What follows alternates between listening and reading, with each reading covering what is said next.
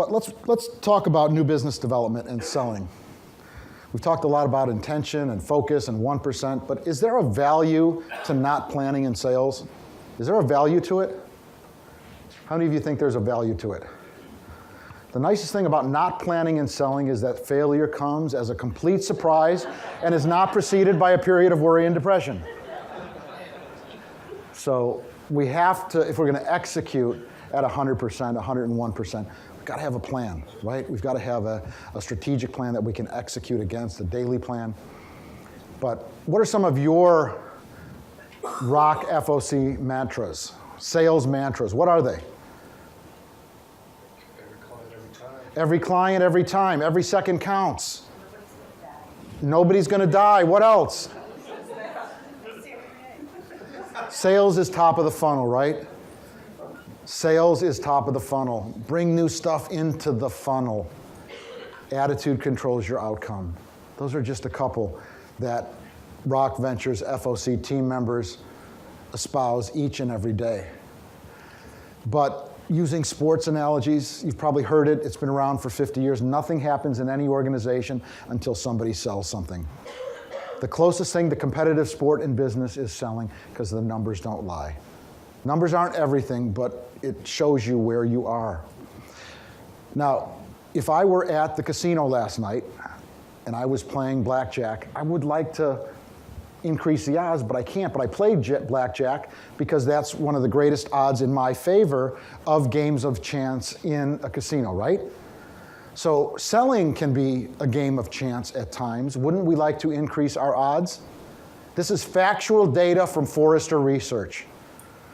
According to their latest study, 65% of sales go to the sales representative that gets to the opportunity first, speed, and sets the buying vision. Get there first, speed, execution, enjoy a 65% competitive advantage. Why would we not do that each and every time? Because in sales, there's two things before we start selling that are non-negotiables: trust and rapport. Trust and rapport precedes any and all sales activities.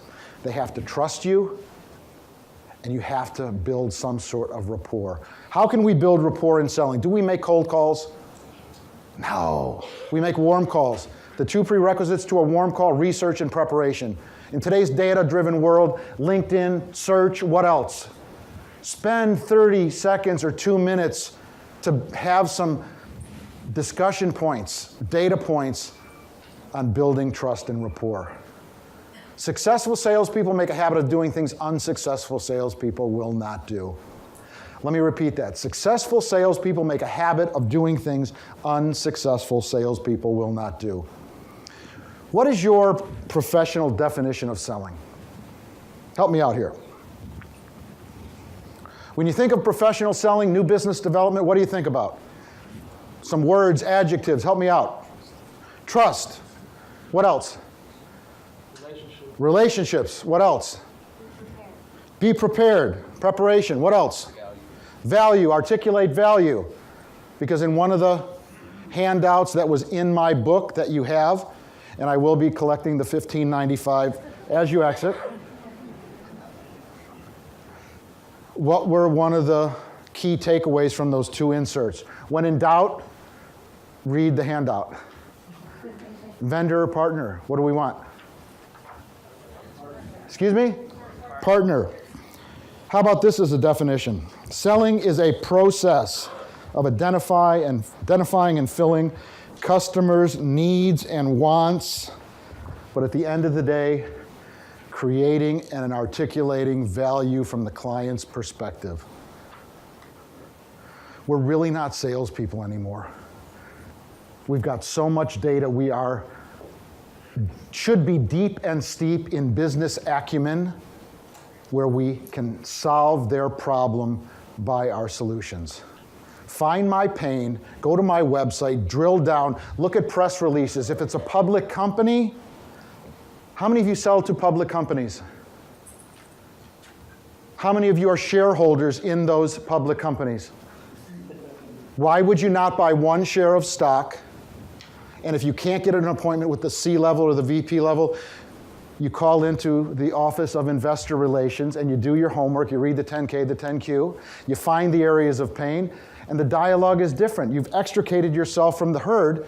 You have a right to talk to C or VP level or director leadership about their problem because you have a financial interest in the health and well-being and execution of that business. That's one legitimate takeaway. You don't have to tell them you only have one share of stock, but it's a different strategy because successful salespeople make a habit of doing things that other salespeople will not do. How many of you heard of Coco Chanel?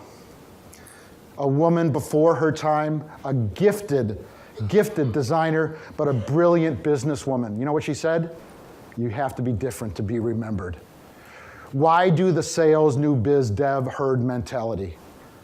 Do it differently. Do it differently. Buy one share of stock, follow that strategy. I promise you, it will eventually yield results.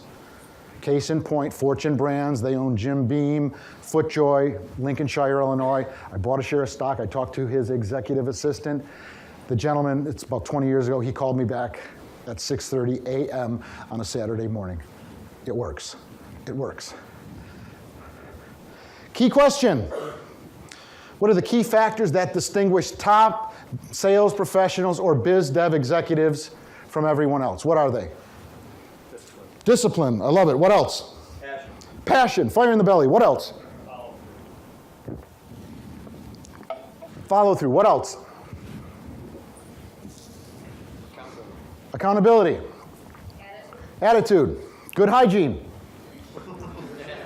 I'm serious.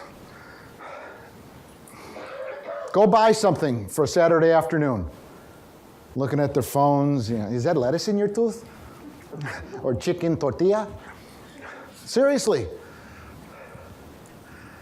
This is a behavioral model of sales you've never seen, probably.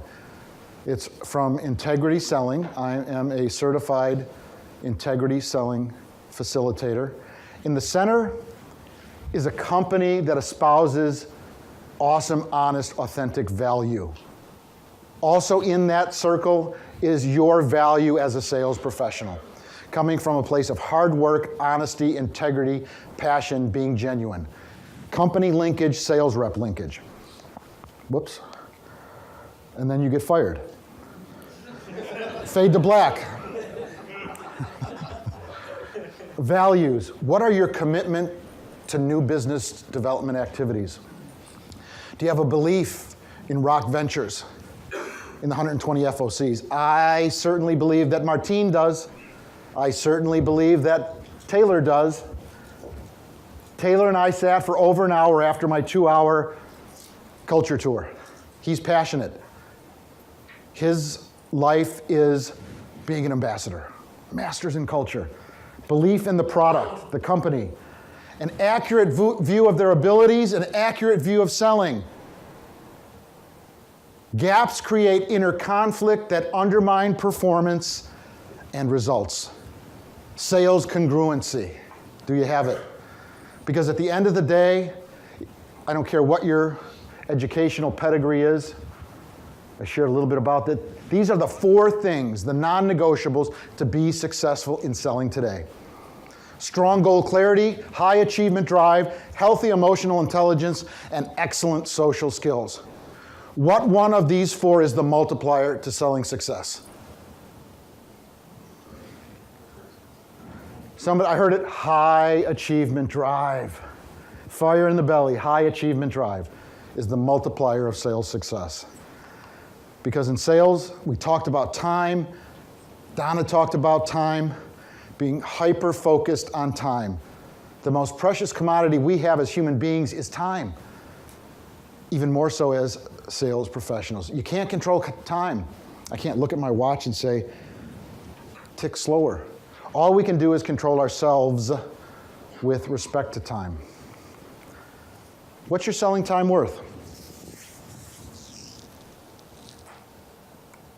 What's it really worth? If you make $100,000 a year with 60% of your sales day, week, month, and year apportioned to new business development, every minute 60% of that time is worth $2.34. Every hour, $139 rounded up. That's what you're wasting and spending. That's real SG&A. Hard dollars. Where are you deploying your time, but ultimately earnings and revenue for this company and your family?